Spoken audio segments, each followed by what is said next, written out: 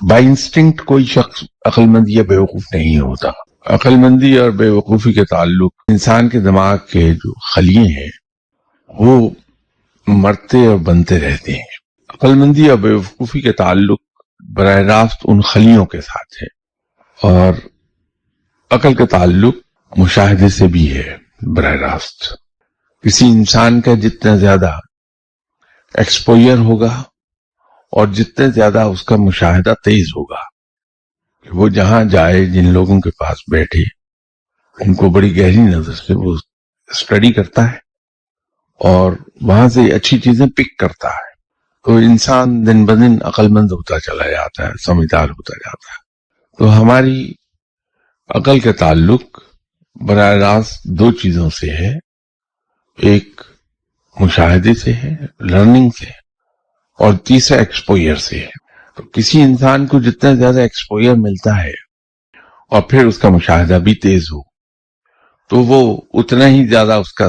Vision broad होता चला जाता है, और किसी इंसान का विजन जितना ज्यादा ब्रॉड होगा उतनी उसमें हिकमत और अकल होगी ज्यादा। अगर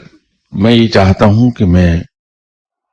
समझदार हो जाऊं, मेरे अंदर हिकमत आ जाए, मेरे अंदर कुछ अकल थोड़ी सी पैदा हो जाए, तो फिर मुझे चाहिए कि मैं अपनी से बड़ी उम्र के लोगों में बैठूं, मैं पढ़े लिखे लोगों में बैठूं, अपने से बेहतर लोगों में बैठूं, तो मैं वहां से बहुत सी चीजें सीखूंगा। दूसरी चीज ये है कि फिर मुझ पे लाजिम है कि मैं लोगों के मेमोइर्स, याददाश्तें लोगों की, हम ऑटोबायोग्राफीज पढ़ें, हम लोगों की बायोग्राफीज पढ़ें। उसका फायदा ये हो जाता है कि अगर एक आदमी 70 साल दुनिया में जिंदा रहा, तो उसके 70 साल की मेहनत